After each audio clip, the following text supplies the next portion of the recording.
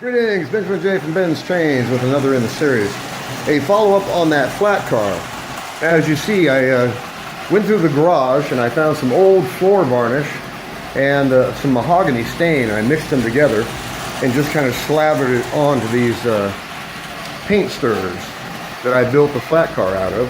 And as you can see, it works. I actually looked to see if I had any brown spray paint, which would have been a lot easier and would have covered a lot better. But anyway, good enough for now. This coming week I'll stop and pick up a small can of brown spray paint and spray this. But as you can see, it looks like a genuine standard gauge rail car. I don't think anyone seeing that would ever know that it was made out of paint stirrers. So it's far from perfect, but at least it looks like a rail car. So like I said, I'll pick up some brown spray paint. I went through the garage to see what I had. I thought I had some brown spray paint down there, but unfortunately I didn't. So I looked through the varnishes and I found an old can of floor varnish. Just poured some mahogany stain into it. And like I said, just slathered it on with an old paintbrush. And good enough for now. But when I pick up a can of brown spray paint, I will very likely just lightly spray this with spray paint. The effect will be virtually identical. But as you can see, it looks like a rail car. It runs like a rail car. And costs a grand total of $6, $3 a piece for those trucks. So, like I said, I don't think anyone who saw this would ever think it was just made out of paint stirrers. It's actually almost the same color as the caboose. So I just want to do a quick follow-up video on this. This old train set is running really, really well. And this Flatcar at least gave me another piece of rolling stock. And I have another car coming, which will make a total of 5. So anyway, I just want to do a quick follow-up on that Flatcar. Far from perfect, but not bad for costing $6. And like I said, if I had some spray paint, I would have just gone ahead and sprayed it. So for now, just use some old floor varnish and a bit of mahogany stain. Mixed it together and just used an old paintbrush, kind of slathered it on there and let it dry. As you see, it looks like a flatbed rail car.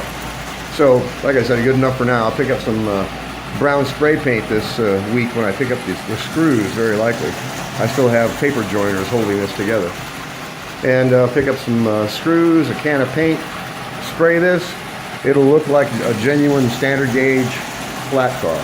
Anyway, not bad for being made out of 3 paint stirrers and a couple of old trucks I found on eBay. Good enough for now, in any case. It doesn't look bad at all, I don't think. So 4 standard gauge rail cars, this old the Lionel 33 with a Marx motor in it. So you can see it runs really, really well. So I'm not going to be doing a whole lot more to this. Like I said, I do have one more car coming, a passenger car. So just take it from there and probably be all that I'm going to do to this. I don't know if I'm going to be repainting the gondola. It could use it. There's no doubt about that. It's in just absolutely dreadful condition. But then again, it is 105 years old. The boxcar, actually not bad, and the doors work. So, and now the flat car, and like I said, it's almost the same color as the caboose.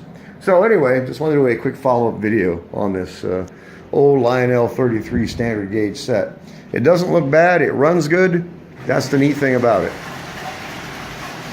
That Marx motor in there, this thing should run virtually forever. No problem so far at all. So anyway, just a quick follow-up on that flat car. So you can see, it doesn't look bad, considering what it's made out of. And once it's actually sprayed with some brown paint, it'll just look like an old standard rail car. So just a quick follow-up. As always, if you have any questions, feel free to drop me an email. BENZTRAINZ@gmail.com. And as always, thank you for watching.